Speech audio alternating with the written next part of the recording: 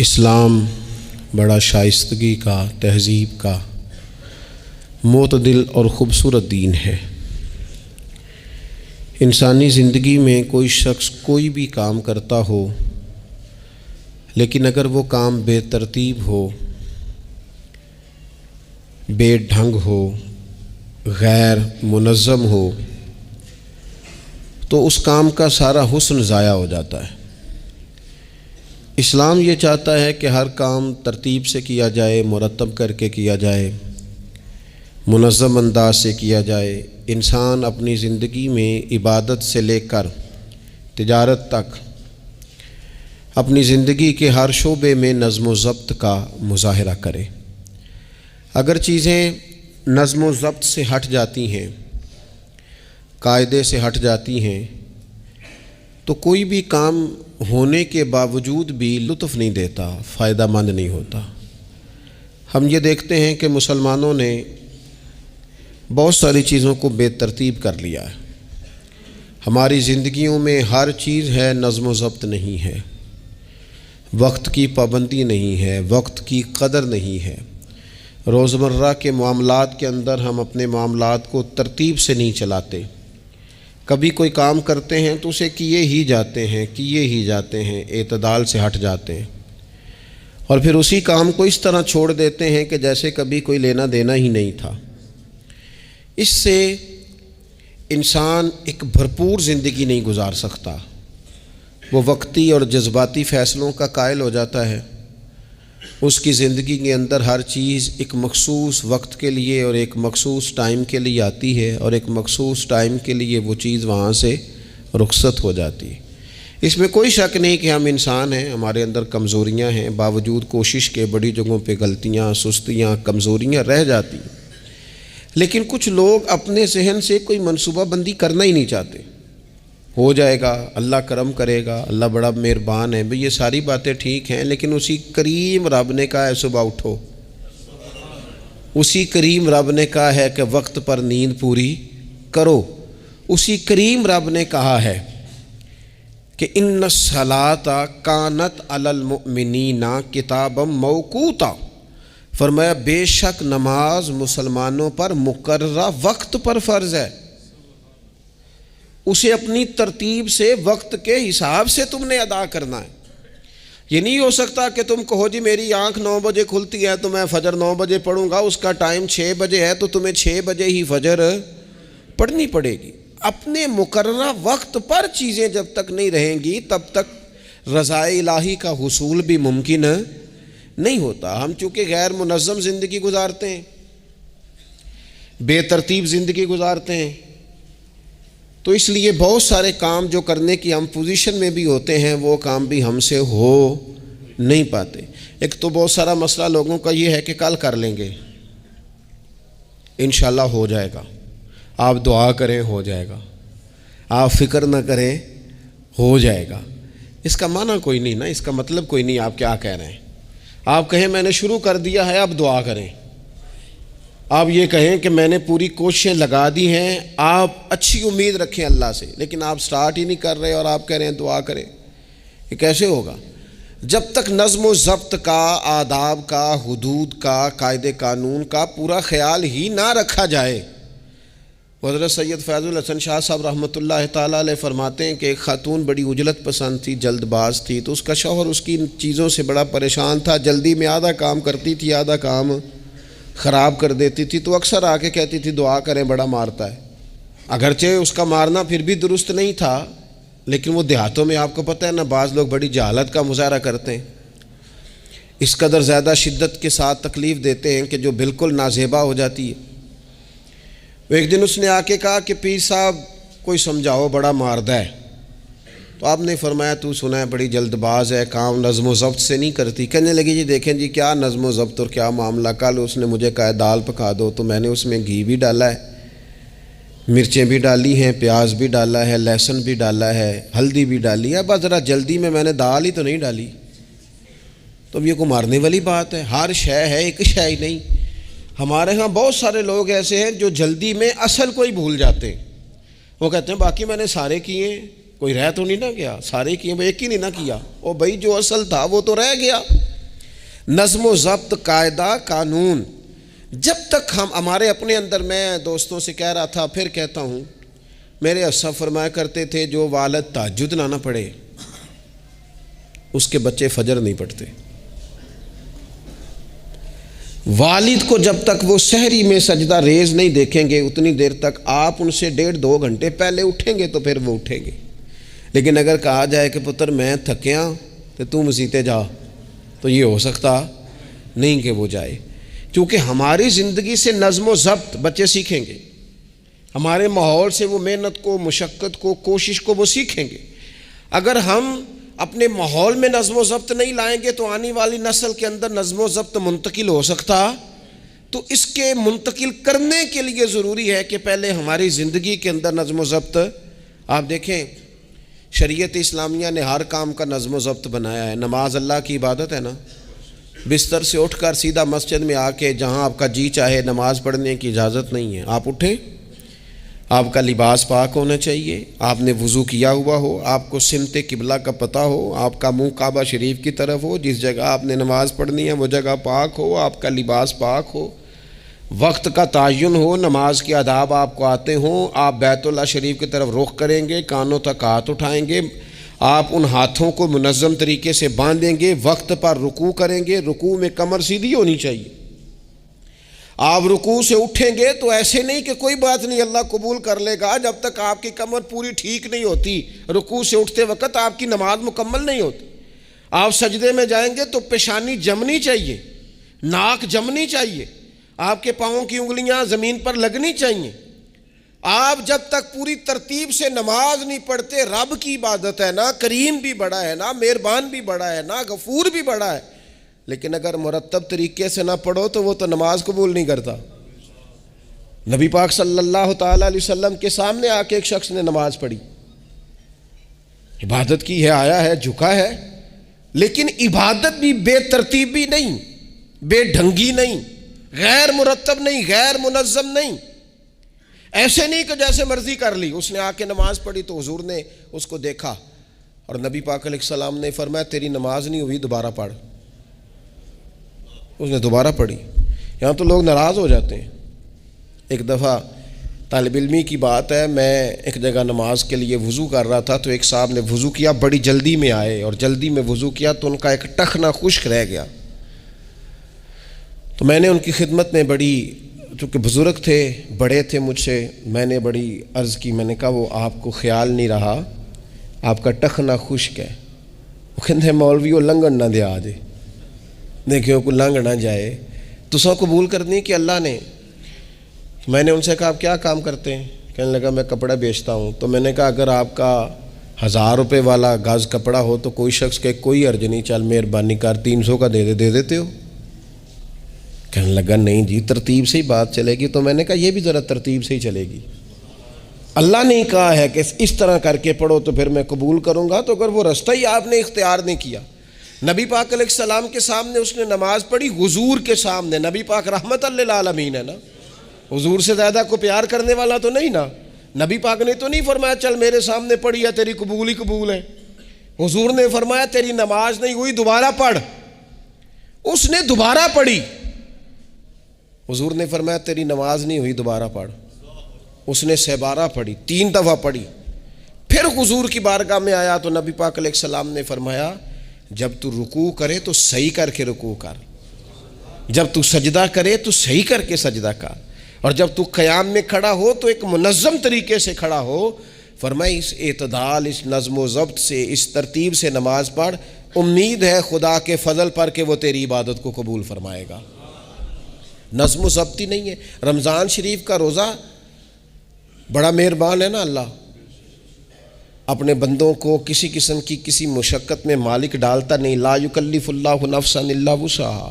لیکن آپ یہ نہیں کہہ سکتے کہ میری آنکھ چونکہ صبح 9 بجے کھلی ہے تو مجھے تھوڑی شریعت گنجائش دے دے کہ میں تھوڑی سی روٹی کھا لوں پھر نہیں کھاؤں گا مغرب تک، یہ گنجائش نہیں ملے گی۔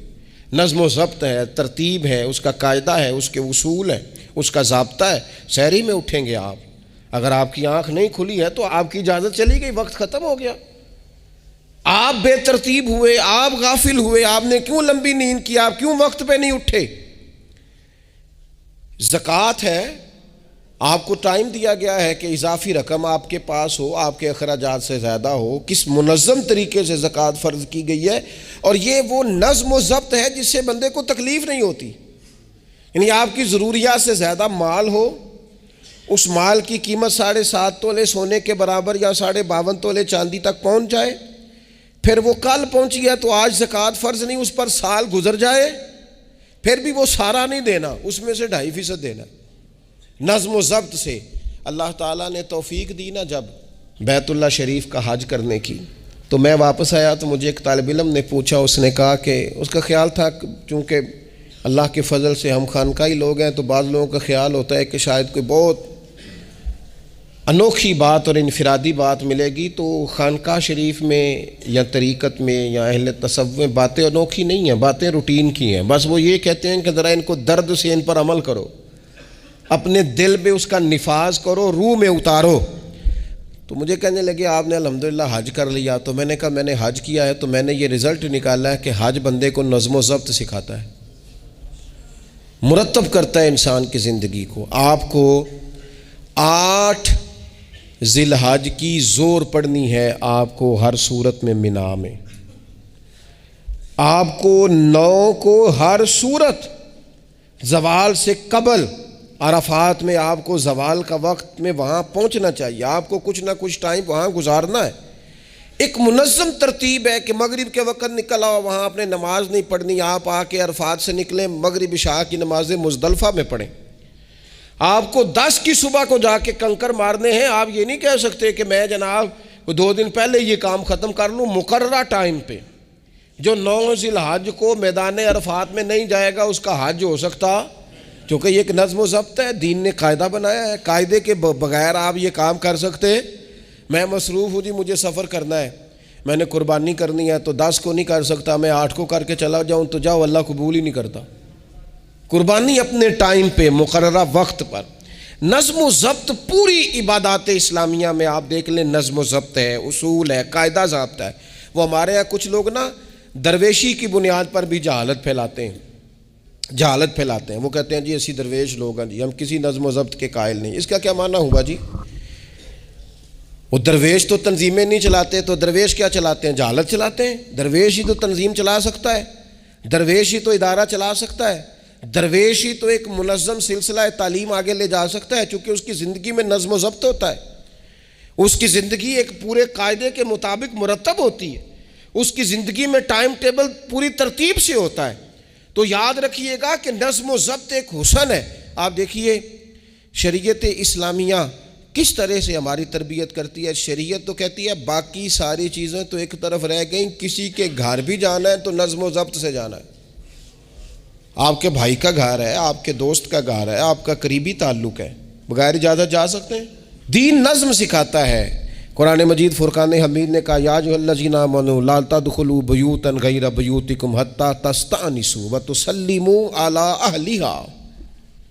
کیا کرو؟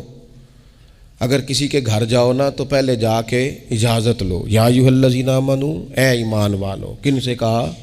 صاحب. کسی کے گھر میں داخل ہونا ہے تو پہلے کیا کرنا ہے؟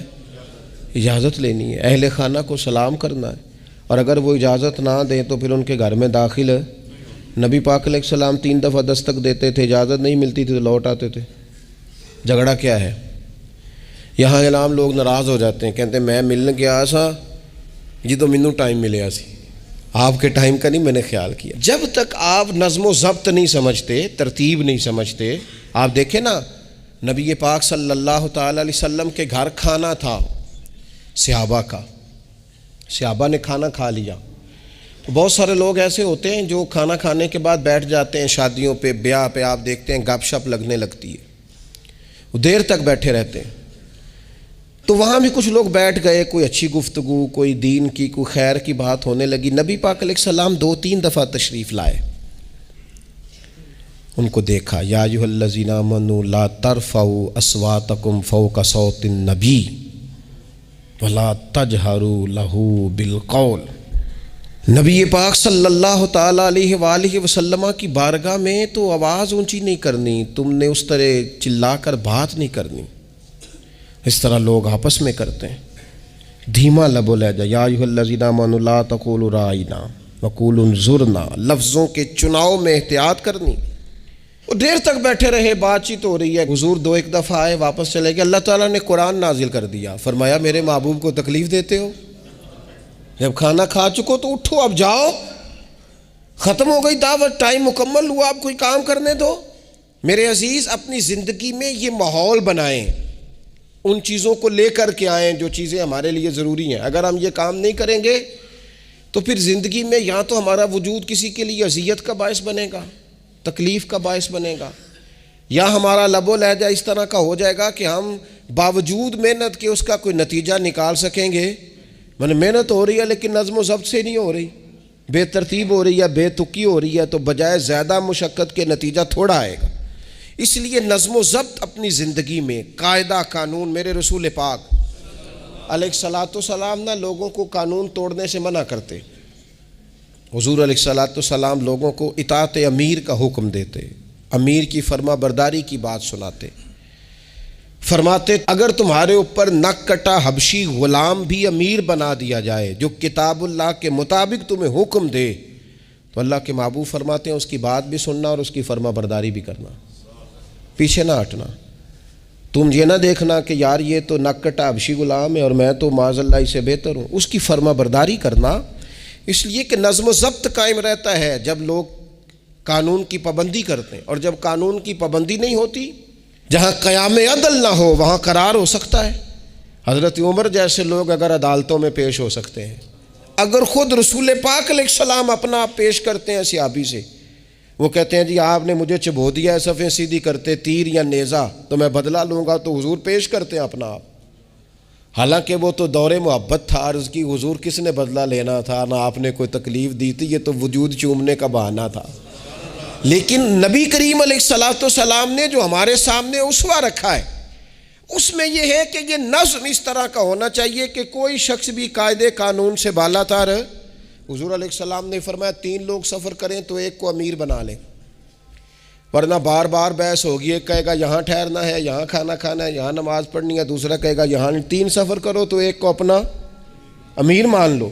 نظم و ضبط سے زندگی گزارو، مرتب کر کے زندگی۔ ہمارے ہاں یہ ہوتا ہے کہ نظم و ضبط نہیں ہوتا، ہمیں اپنے کام سے زیادہ نا دوسروں کے کام کا پتہ ہوتا ہے، اپنے مدرسے سے زیادہ دوسرے مدرسے کا پتہ ہوتا ہے، اپنے کالج سے زیادہ دوسرے کالج کی معلومات ہوتی ہے۔ ہم کیا کرتے ہیں؟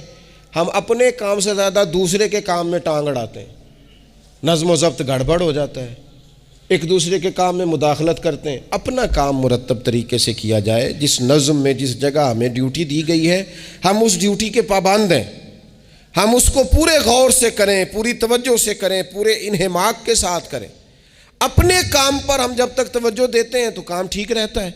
اسی طریقے سے رسول پاک صلی اللہ تعالی علیہ وسلم نا گھر کے باہر بھی پورے نظم و ضبط کے قائل تھے، پوری ترتیب۔ آپ دیکھیں حضور صفوں کا درست ہونا بڑا پسند کرتے تھے، نماز ہی پڑھنی ہے نا، کھڑے ہو گئے ہیں نا، لیکن حضور نے دعا دی، فرمایا صفیں سیدھی کرو، اللہ تمہارے دل بھی سیدھے کر دے گا۔ حضور نماز کی جماعت سے پہلے اعلان کرتے بھئی اپنی صفوں کو درست کر لو۔ حضور پسند کرتے کہ بالکل اس طرح مرتب ہو کے لوگ نماز پڑھیں، کوئی چیز بھی غیر مرتب۔ یہاں جناب کوئی شخص بھی قطار میں لگنے کو تیار نہیں، باری کا انتظار کرنے کو تیار نہیں ہے۔ بینک میں ہمیں ذرا پہلے بلا لیا گیا تو ہم کہتے ہیں اللہ نے بڑی عزت دیتی ہے، اور پھر کچھ پروٹوکول تو بے جا ہیں، سوائے تکلیف کے اور کچھ دیتے۔ میں نے جنازوں پہ دیکھا ہے، کسی عالم کا جنازہ پڑھا ہے، کسی بڑے آدمی کا، تو وہاں 15 لوگ ہوتے ہیں ٹوٹل جو جنازہ نہیں پڑھنے دیتے، وہ گھسے ہوتے ہیں آگے، میں نے چہرہ دیکھنا ہے، میں نے اگلی صف میں کھڑے ہونا ہے۔ یہی حال محافل میں ہوتا ہے۔ نظم و ضبط پیدا کریں، کسی چیز کو بے ترتیب نہ کریں، کوئی کام بھی بے ڈھنگا نہ ہو۔ نبی اکرم صلی اللہ تعالیٰ علیہ وسلم کی مجلس مبارک میں جب کوئی شخص آتا تھا نا تو حضرت ابو بکر صدیق اسے سائڈ پہ لے جاتے تو کہتے تھے تمہیں پتہ ہے اللہ کا قرآن کہتا ہے حضور کے سامنے آواز اونچی نہیں کرنی۔ اسے پہلے آداب مجلس سکھاتے تھے، نظم و ضبط سکھاتے تھے، حضور کی بارگاہ میں حاضری کا طریقہ سکھاتے تھے، پھر نبی پاک صلی اللہ تعالیٰ علیہ وسلم کی بارگاہ میں پیش کرتے تھے۔ ہمارے بے صبرے ہو جانے کی بڑی وجہ بھی یہ ہے کہ نظم و ضبط نہیں، ہمارے جلد باز ہو جانے کی وجہ یہ ہے کہ نظم و ضبط نہیں، ہماری طبیعت جو بہت زیادہ ڈسٹرب ہو جاتی ہے، ذہنی الجھاؤ پیدا ہوتا ہے، اس کی وجہ بھی یہ ہے کہ نظم و ضبط نہیں ہے۔ ہم بعض چیزوں میں اتنے زیادہ تلخ ہو جاتے ہیں، اور تلخی کی وجہ سے یہ بنتی ہے کہ مزاج میں کوئی نظم و ضبط، کسی باری کا انتظار نہیں، کوئی ٹھہراؤ نہیں، کوئی گنجائش نہیں۔ ماحول میں نظم و ضبط پیدا کریں، زندگی میں نظم و ضبط پیدا کریں، اپنے بچوں میں نظم و ضبط لائیں، اپنے اداروں کے اندر نظم و ضبط پیدا کریں، اور پھر حوصلہ رکھیں، ہمت رکھیں، تحمل مزاجی پیدا کریں۔ نبی اکرم صلی اللہ تعالیٰ علیہ وسلم نے اپنے گھر میں اپنے ٹائم کو 3 حصوں میں تقسیم کیا تھا۔ ہم گھر کے اندر جاتے ہیں، اپنا ٹائم تقسیم نہیں کرتے۔ یہاں تو کوئی بندہ مطالبہ کرتا ہے تو ڈانٹ کے چپ کرانے کی کوشش کرتے ہیں، تھکا ہوا ہوں خبردار بات نہ کرنا۔ آپ نے چپ کرا دیا، چپ کرانے سے بغاوت پیدا ہوتی ہے، نفرت جنم لیتی ہے۔ یہاں چپ کرا دیتے ہیں، یا اگر ہم کوئی بات کرتے ہیں تو وہ کوشش کرتے ہیں کہ اس وقت جان چھوٹے، یہ دن گزرے کل دیکھیں گے۔ اس سے کیا ہوتا ہے، اس سے جو شخص آپ کے سامنے بیٹھا ہے اس کی امید ٹوٹتی ہے، وہ کہتا ہے یار یہ کیا معاملہ ہے۔ بچوں کی امیدیں ٹوٹتی ہیں، گھر والوں کی امیدیں ٹوٹتی ہیں کہ یار یہ تو جان چھڑا رہے ہیں۔ نبی اکرم صلی اللہ تعالیٰ علیہ وسلم جب گھر تشریف لے جاتے تھے تو حضور اپنے وقت کو 3 حصوں میں تقسیم کرتے۔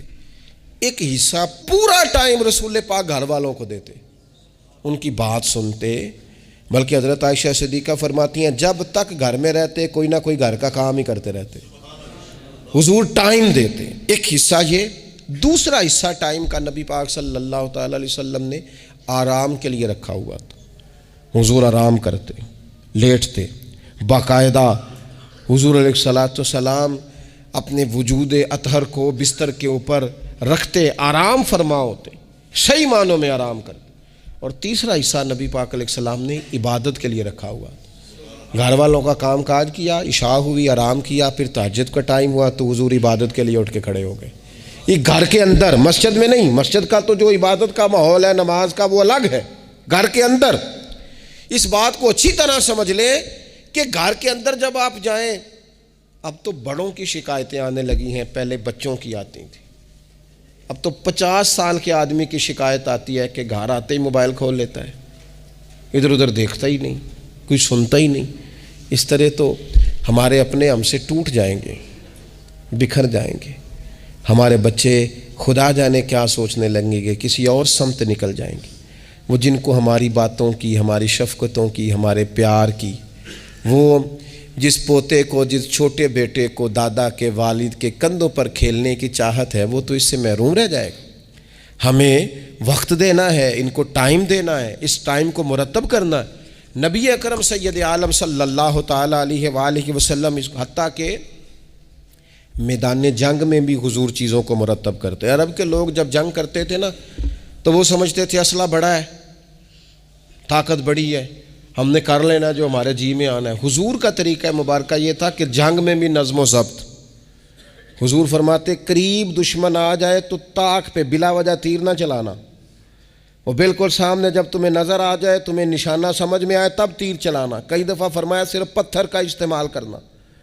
حضور علیہ الصلاۃ والسلام لوگوں کو کہتے کہ تم نے یہاں پہاڑ کے چوٹی پہ کھڑے رہنا ہے، تم نے جنگ ہی نہیں لڑنی، تم یہاں ہراول دستے کے طور پر پشت پہ کھڑے رہو، جب تک میں تمہیں حکم نہ دوں تم نے یہاں سے ہٹنا نہیں ہے۔ این جنگ کے موقع پر بھی رسول پاک صلی اللہ علیہ وسلم نظم و ضبط کا مظاہرہ کرتے، ترتیب مقرر کرتے۔ آپ یقین کریں جن اداروں کے اندر نظم و ضبط ہے، جن کے اندر اصول ہے، جن کے اندر قاعدے ہیں، وہ اپنی پیشہ وارانہ کام سے کبھی بھی پیچھے نہیں ہٹتے، اور جہاں یہ کام نہیں ہوتا وہاں بڑی ساری چیزیں نقصان کا شکار ہوتی۔ این حالت جنگ میں بھی نبی اکرم نور مجسم صلی اللہ تعالیٰ علیہ وسلم نظم و ضبط کا خیال کرتے۔ یہ جنگ احد میں نقصان ہوا تھا نا وقتی طور پر، اس کی وجہ بھی یہ بنی تھی کہ حضور نے جن صحابہ سے کہا ہٹنا نہ، ان سے اجتہادی خطا ہو گئی، انہوں نے سمجھ لیا کہ جنگ تو ختم ہو گئی ہے، وہ ہٹ گئے، ان کے ہٹنے سے نقصان ہوا، 70 لوگ شہید ہو گئے۔ اگر وہ نظم قائم رہتا جہاں حضور نے کھڑا کیا تھا تو کبھی یہ کام نبی پاک صلی اللہ تعالیٰ علیہ وآلہ وسلم اجتماعیت کی بات کرتے تھے، مل کے رہنے۔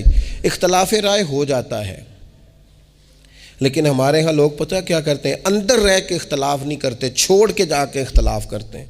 یہ مخلص نہ ہونے کی علامت ہے۔ جو لوگ مخلص ہوتے ہیں وہ اندر رہ کے رائے کے اختلاف کرتے ہیں، وہ کہتے ہیں یار میں چھوڑ کے تو نہیں نہ جا سکتا، میں ادھر ہی رہوں گا، جو کمزوریاں ہیں جو غلطیاں ہیں ان کو ہائی لائٹ کروں گا، رہوں گا۔ اسی لیے نبی پاک علیہ السلام کے صحابہ مختلف قسم کے مشورے دیتے تھے۔ تو سرور کائنات علیہ الصلوۃ والسلام اجتماعی نظم کی بات کرتے۔ ایک مقام پہ حضور نے صحابہ کو دیکھا کہ چھوٹی چھوٹی ٹولیاں بنا کے الگ الگ بیٹھے ہوئے ہیں۔ تو نبی پاک علیہ الصلوۃ والسلام نے فرمایا یہ شیطان تمہیں الگ الگ کرتا ہے، اور فرمایا جس طرح بکریوں کا بھیڑیا ہوتا ہے، انسانوں کا بھیڑیا شیطان ہے۔ جب کسی کو مجمع سے الگ کر لیتا ہے، حضور فرماتے ہیں جسے بھیڑیا بکریوں سے الگ کرتا ہے نا، پھر اس کا شکار کرتا ہے۔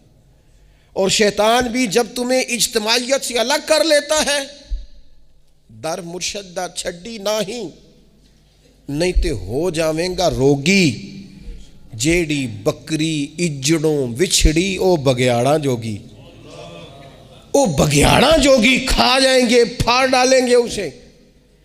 در مرشدہ چھڈی او نہیں تے ہو جاویں گا روگی، جیڑی بکری اجڑوں وچھڑی او بگیاڑاں جوگی۔ اسے تو لے کے چلا جائے گا۔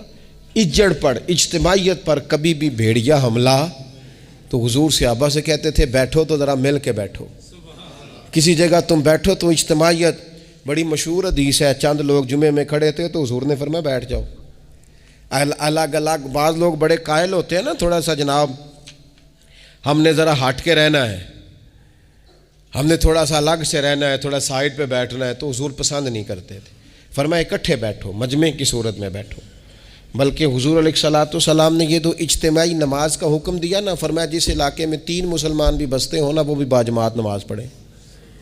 وَارْكَعُوا مَعَ الرَّاكِعِينَ، رکوع کرو پر رکوع کرنے والوں کے ساتھ، تنہا نہیں، مل کے اجتماع۔ آج کفر نے بھلا کیا ہے؟ اس نے مسلمانوں کی اجتماعیت کوئی توڑا ہے، نظم و ضبط کوئی تو توڑا ہے۔ 57 اسلامی ممالک ہونے کے باوجود نظم و ضبط نہیں، اور وہاں ایک ملک ہے امریکہ، اپنی ریاستوں کو ساتھ ملا کے اس طرح گٹھ جوڑ کیا ہے کہ وہ سب پر بھاری ہوتا جاتا ہے معاذ اللہ۔ اگر نظم و ضبط، اور یہ ہمارے ہاں بھی نہیں ہے، روٹین میں چھوٹے چھوٹے اختلافات ہوتے ہیں لوگوں کے بیچ، لیکن ایک دوسرے کو ملنا پسند نہیں کرتے، سلام کلام پسند نہیں کرتے، نفرت کا اظہار۔ تو جب گلی محلوں میں نظم و ضبط نہیں، ٹولیاں بنی ہوئی ہیں، گروہ بنے ہوئے ہیں، چھوٹی چھوٹی باتوں میں لوگوں نے الگ الگ ماحول بنا دیا ہے۔ بلکہ بعض لوگ تو باقاعدہ بڑے ماہر ہوتے ہیں خاندان میں لڑائی کیسے کرانی ہے، محلے میں فساد کیسے ڈلوانا ہے، لوگوں کو کس طرح کر کے توڑنا ہے، کیا ایسا کام کرنا ہے جس سے کہ لوگ زیادہ سے زیادہ ٹوٹ جائیں۔ تو اپنی زندگی کے اندر، اپنے ماحول کے اندر، اپنی طبیعت کے اندر نظم و ضبط لائیں گے۔ بہت سارے لوگ ہیں جو خود بھی وقت ضائع کرتے ہیں، اگر کہیں چلے جائیں تو اس کا بھی پورا ہی وقت ضائع کرتے ہیں، پورا ٹائم، یعنی اس پہ کتنا پیسہ لگتا ہوگا، موبائل کا کتنا بل آتا ہوگا، ٹائم کتنا ضائع ہوتا ہوگا۔ اور پھر سناؤ، مثلاً کی سنائیے جی، اس کا کمانہ ہے۔ یعنی ایک صاحب کہنے لگے، انہوں نے کئی دفعہ مجھے کہا کوئی نویں تازی، میں چپ کر گیا۔ پھر فون پہ، اب بندہ خیر مہذب لگتا ہے اگر کہے چلو جی پھر ٹھیک ہے، وہ پھر کہن کو نویں تازی، میں کہا جی میں تے مولوی ہیں، تسی مینوں اخباری نمائندہ سمجھ لیا، نویں تازی تو آپ کسی اخباری رپورٹر سے پوچھیں، مینوں کی پتہ نویں تازی کی ہے، میں تو چھوٹا سا آدمی ہوں، اپنے کام نویں تازی کا کی مطلب ہویا۔ یعنی اب اتنا آپ نے فون بھی ضائع، ٹائم بھی ضائع۔ حضرت صاحب ہور پھر سناؤ بھئی، تسی اتنے حضرت صاحب دے کول رہو نہ مہینہ تے کوئی کام کرو نال، تاکہ تانوں اور بھی کوئی سنان۔ حضرت صاحب تانوں کی سنان، لیکن شرط یہ ہے کہ ہم نظم و ضبط والے بنیں، ایک جملہ بھی ضائع نہیں، اضافی نہیں۔ اس میں میں کہا کرتا ہوں دوسروں کو بہت ساری چیزیں سکھانے سے بہتر ہے ہم بہت سارے لوگوں سے خود سیکھنا شروع کر دیں، اپنی زندگی میں سیکھیں۔ اللہ تبارک و تعالی مجھے آپ کو توفیق عمل عطا فرمائے۔ آخر دعوانا